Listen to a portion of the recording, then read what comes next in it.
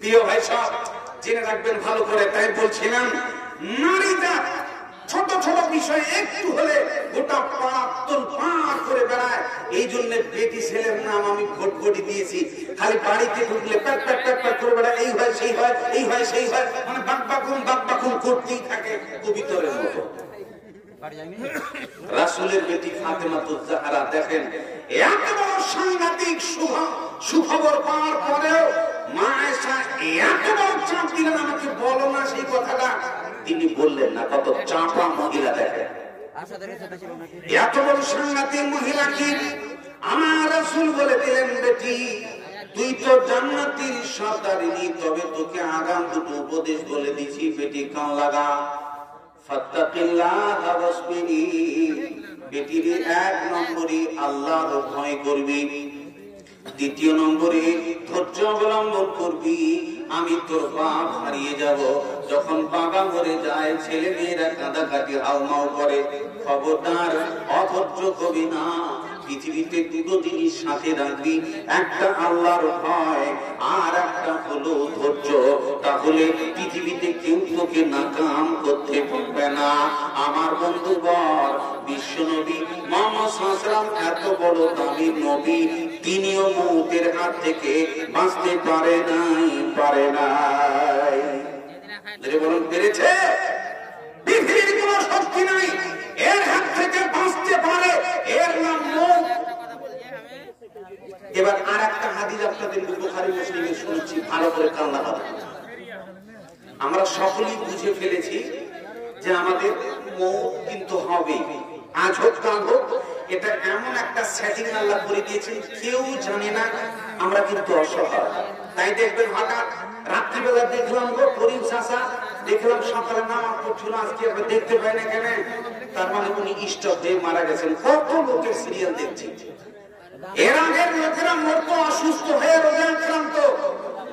আজকে রাস্তাঘাট যেভাবে তৈরি হয়েছে, যুবক ছেলেরা যেভাবে গাড়ি চালায়, টেনা বেঁকা হয়ে স্টাইল করে ডিজাইন করে রোডে গিয়ে হাত ছেড়ে চলায় দেয়। এরপরে কত রকমের দুর্দান্ত অ্যাক্সিডেন্ট হয়, এগুলো আপনারা দেখতে পাচ্ছেন। তার মানে পৃথিবীতে যত উন্নতি হচ্ছে, দুর্ঘটনা আর মৌত ততই বেড়ে চলেছে। তত আপনাকে খুব সাবধানতা অবলম্বন করতে হবে। দেখেন, আমরা সবাই বুঝে ফেলেছি এটা এমন একটা শক্তি, কাউকে ছেড়ে কথা বলবে না। পৃথিবীর শেষ সমপনীর সময় যখন সবাই মানুষ বিদায় নিয়ে চলে যাবে, সে সময় একটা আপনি মাইকিং শুনতে পাবেন। ভালো করে কান লাগান। ফাইদা নফিখা ফিস-সূর, যখন মাইকিং হবে, শেষ মাইকিং, সূরে যখন ফুঁক দেওয়া হবে, আল্লাহ নিজে বলছেন, বন্ধুগণ আমরা সকলেই মরে কবরে পড়ে আছি, এই ঘর থেকে কেউ উঠাবে এরকম তো কোনো উপায় নাই। আমার আল্লাহ বলেন, ওয়াস্তাবির ইয়াওমা ইউনাদিল মুনাদি মিন মাকানিন করিব। সেদিন একটা মাইকিং হবে, যে মাইকিংটা সবাই কাছ থেকে শুনতে পাবে।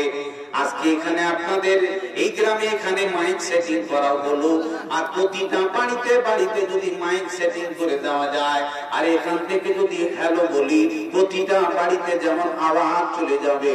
যখন ইসরাফিল তার সিংহায় ফুঁক দিয়ে দেবে, কাছ থেকে আওয়াজটা শুনতে পাবে। তার মানে আপনি কবর জগতে শুয়ে আছেন, আর ওখানে ওই ইসরাফিলের মাইকিংটা আপনি ফট করে এমন ভাবে শুনতে পাবেন, যে মাইকিং, যে ঘোষণার কারণে ছিড়কে উঠে সমস্ত মানুষ দৌড়াবে। পৃথিবীতে এমন একজন আসামি, যেখানে ভারতের পুলিশ তদন্ত করতেছে, এমন একটা মানুষ, এমন একটা আসামি তদন্ত করে খুঁজতে খুঁজতে আজও পর্যন্ত পুলিশ তাকে ধরতে পারলো না। একটা মোবাইল চোরকে পুলিশ ধরতে পারে না, হয়রান হয়ে যায়। আমার আল্লাহ বলে, ওয়াহশুরুন আলাইনা ইয়াসির, আমি আল্লাহ সকলকে একত্রিত করব, সকলকে এক জায়গায় করবো, এটা আমার কাছে সহজ। যখন সূর ফুঁকে দেওয়া হবে আর পূর্ব দিক থেকে আগুন উঠবে, আর এই আগুনের ফোয়ারা যখন আপনি দেখতে পাবেন, আর কেউ শুয়ে থাকবে না।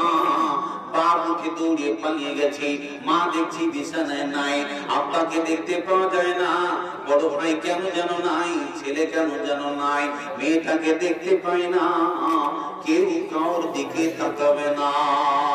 ইয়াউমা ইয়াফিরুল মার'উ মিন আখিহি ওয়া উম্মিহি ওয়া আবিহি ওয়া সাহিবাতিহি সেদিন এমন একটা পরিস্থিতি হবে, ছেলে মেয়ে ভাই বোন স্বামী স্ত্রী সবাই পালাপালি করবে, কেউ কার দিকে তাকাবে না, সবাই এক জায়গায় হবে।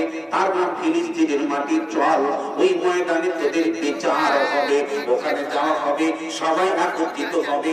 লম্বা চড়া কথা, জান্নাতি জাহান্নামী উভয়ের ফয়সালা হয়ে যাবে। ফয়সালা চূড়ান্ত সিদ্ধান্ত হয়ে যাওয়ার পর আপনি জান্নাতি হয়ে গেলেন, জাহান্নামী হয়ে গেল, ফাইনাল বিচার হয়ে গেল।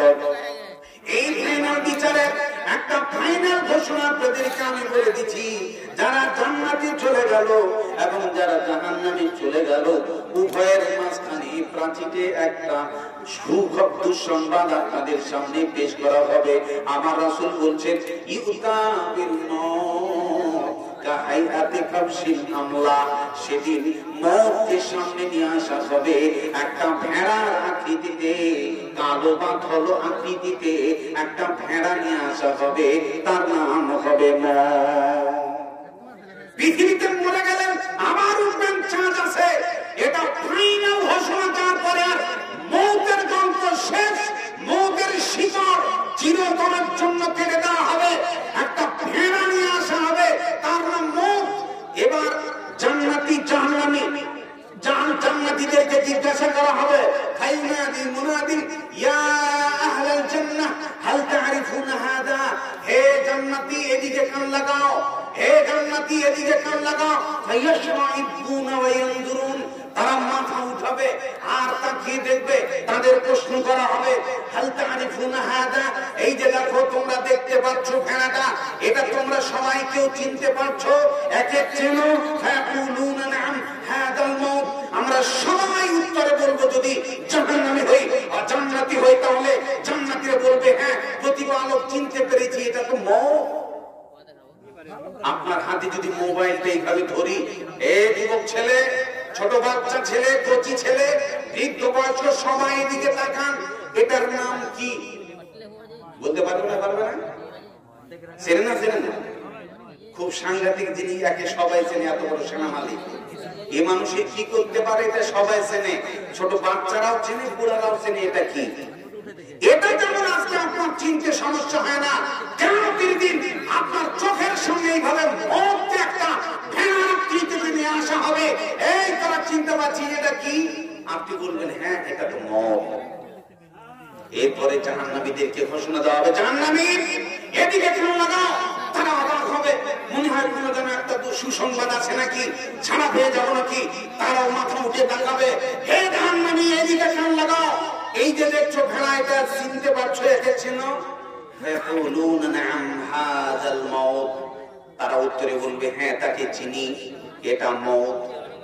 তার মানে পরকালে আপনাকে ধারাপাত করে বুঝিয়ে ওয়াজ করে বুঝাতে হবে না, আপনি অটোমেটিক বুঝতে পারবেন যে এটা মওত। কারণ পৃথিবীতে যে মানুষ মরেছে, মরার সময় সেই সময় যার বিপদ তার যায়, সে ভালো করে ওর রূপ চেনে, ওর আকৃতি চেনে, ওর শাস্তি চেনে, ওর কঠিনটা ভালো করে চেনে। এবং জেনে রাখবেন, মানুষ যখন মরে ছটফটায় ছটফটায় ছটফটায়, সে সময় যদি কোরআন তেলাওয়াত করে চলবে না, মরছে মরছে এই সময় সূরা ইয়াসিন পড়লে চলবে না। রাসূল বলছেন লাকিনু মাউতাকুম লা ইলাহা ইল্লাল্লাহ। মানুষ মরছে মরছে, আপনার বোন মরছে, আপনার মা মরছে, আপনার বাপ মরছে, আপনার ভাই মরছে, আপনার বন্ধু মরছে, আপনি তার পাশে বসেন, সূরা ইয়াসিন বন্ধ, কোরআন তেলাওয়াত বন্ধ, আপনি শুধু বলেন লা ইলাহা ইল্লাল্লাহ, লা ইলাহা ইল্লাল্লাহ, লা ইলাহা ইল্লাল্লাহ। জেনে রাখবেন, রাসূল বলেছেন আপনার জীবনের শেষ মুহূর্তে মরছে মরছে পরিস্থিতিতে যদি আপনি এতটুকু বলতে পারেন লা ইলাহা ইল্লাল্লাহ, স্টপ। এখন রাসূল বলছেন এই লোকটা জান্নাতি, ও কি করেছে সমালোচনা করে লাভ নেই, জোরে বলুন সুবহানাল্লাহ। তার মানে জীবনের শেষ মুহূর্তে বলে মানুষই হলে ও জান্নাতি, রাসূল বলেছেন, আর সমালোচনার সুযোগ নেই। যার কারণে মানুষ মরলে খালি ফাঁসিকে বলবেন লা ইলাহা ইল্লাল্লাহ, তবে এইভাবে নয়, বল না রে লা ইলাহা ইল্লাল্লাহ। একটু আগে যে কথা বলছিলি তুই, একটু আগে লড়ালড়ি করলি, যে একটু আগে খাওয়া খালি গল্প করলি, কেন কথা বলিস না? আব্বাজি বলো না গো লা ইলাহা ইল্লাল্লাহ, বলো না। সেই সময় তার কি লড়াই চলে সেটা আপনি জানেন না। আপনি তাকে এইভাবে কোনোদিন বলবেন না, বল বল আব্বাজি বলো, আম্মা কলেমাটা বলো, লা ইলাহা ইল্লাল্লাহ বলো না গো, বলো না বলে চাপ সৃষ্টি করবেন না। আপনি তার পাশে বসেন। আকাল মান্দ্রা ইশারা কাফিয়াস, জ্ঞানীগুলি মানুষ হল ইঙ্গিতে বুঝে নেয়। আপনি যদি ইমানদার হন, আপনার পাশে এই কলেমাটা বললে অটোমেটিক বুঝে নেবেন কলেমার আলোচনা চলছে। শয়তানের হাত থেকে যখনই ছুটকারা পেয়ে যাবে, ফাঁক করে স্মরণ এসে যাবে, মুখে মুখে বলতে লাগবে লা ইলাহা ইল্লাল্লাহ, এ কথা বলা শেষ, জীবন বেরিয়ে যাওয়া শেষ, জান্নাতের সার্টিফিকেট পাওয়া শেষ। জোরে বলুন সুবহানাল্লাহ। সম্মানিত সুধী, এই জন্য জেনে রাখবেন ভালো করে, এই সময় প্রতিটা মানুষের হবে। আপনি মনে করছেন খালি আমার না, দেখবেন একটা গরু যখন জব হয়, একটা মুরগি জব করে দিলেন, গরু মুরগি জব করে দেওয়ার পর সঙ্গে সঙ্গে কি মরে? কথা বলেন না, এমনি তো শেষ সময় একটু আওয়াজ দেন সঙ্গে সঙ্গে মরে না, কি করে? লাফালাফি ঝাঁপাঝাঁপি শুরু করে দেয়, পা গুলো ছটফট ছটফট করতে থাকে। তার মানে জব করে দেওয়াও শেষ, মরাও শেষ। এটা নয়, জব করে দেওয়ার পর যে মুরগিটা লাফাঝাপা করছে, জব করে দেওয়ার পর যে গরুটা লাফাঝাপা করছে, এই যে কয়েক সেকেন্ড বা কয়েক মিনিট ধরে গরুটার পা এখনো ছিটছিট ছিটছিট করেছে, জীবন বেরোয় না বেরোয় না বেরোয় না। তার মানে এই যে এতক্ষণ ধরে লাফালাফি করছে, এর নাম মৌতের যন্ত্রণা। এই কষ্টটা আপনাকেও পেতে হবে। যদি আপনি খালি খেয়াল করেন মৌতের যে কষ্টটা কত বড় কঠিন, হঠাৎ আপনি চমকে যাবেন, বিবেকে নাড়া দিয়ে দেবে। এজন্যই তো আপনাকে বলা হবে জান্নাতীয় হয়, শোনো, তোমরা আগে চিনতে পারছো এটা কে? আপনি বলবেন জান্নাতীয় বলবে, জাহান্নামীও বলবে হ্যাঁ চিনি, এটা হলো মৌত, যা অপরিচিত নয়। এবার প্রকাশ্যে তাকে জব করে দেওয়া হবে। তার মানে মৌত চিরতরের জন্য কুরবানি হয়ে গেল, জব হয়ে গেল, মৌতের গল্প শেষ, ফাইনাল ঘোষণা হয়ে গেল। জেনে রাখবেন এই ফাইনাল ঘোষণা মানে জান্নাতি তোমরা খুলুদুন ফালা মউত, চিরন্তন চিরজীবন জান্নাতে থাকবে, আর মউত বলে গল্প নেই। জাহান্নামী তোমরা ভালো করে কান লাগাও, আজ থেকে মউতের গল্প শেষ। আর মৌত হবে না, জাহান্নামে আর্তনাদ করে কাঁদবে, কেঁদে কেঁদে হাও হাও করে চোখের পানি ঝরাতে ঝরাতে চোখ দিয়ে রক্ত বেরোবে, জাহান্নামের হাহাকার কঠিন যন্ত্রণা ভুগবে, মৌত চাইবে কিন্তু মৌত হবে না, কারণ মৌতের শিকড় চিরতরের জন্য কেটে দেওয়া হয়েছে। এই ঘোষণা শোনার পর পরিস্থিতিটা কি হবে? ধরে নেন ফুটবল খেলা চলছে বা ক্রিকেট খেলা চলছে, ফাইনাল খেলা, এই কয়েক মিনিটের ভিতরে কোটি কোটি টাকার ব্যাপার আছে। ঠিক দুই দল খেলতে খেলতে সমান, কেউ কাউকে গোল দিতে পারেনি, খেলতে খেলতে খেলতে 2-1 সেকেন্ড বাকি আছে, এমন সময় এক দলের প্লেয়ার কর্নার থেকে পক করে বলটা এমন ভাবে মেরে দিল, পক করে গোলে গিয়ে ঢুকে গেল গোল। আর 2-3 সেকেন্ড পর রেফারি বাঁশি মেরে দিল, খেলা শেষ। এখন আপনি বলেন এই ফাইনাল খেলায় যে গোল ঢুকে জিতে গেল দাঁড়িয়ে থাকবে না লাফালাফি করবে? বুঝতে পারেননি, দাঁড়িয়ে থাকবে। এখন ওর আনন্দটা আপনি ভালো করে জানেন। যার বিয়ে তার কিছুই নেই, পাড়া পড়শির ঘুম নেই, যে যারা খেলায় তার টেনশন নেই, সাইডে যারা দেখে জানিয়ে শুধু খুলে ফেলেছে, আনন্দ শেষ নেই। যার কারণে এখানে আনন্দটা ভালো করে জানেন। এখন আপনি বলেন একই ফিল্ডে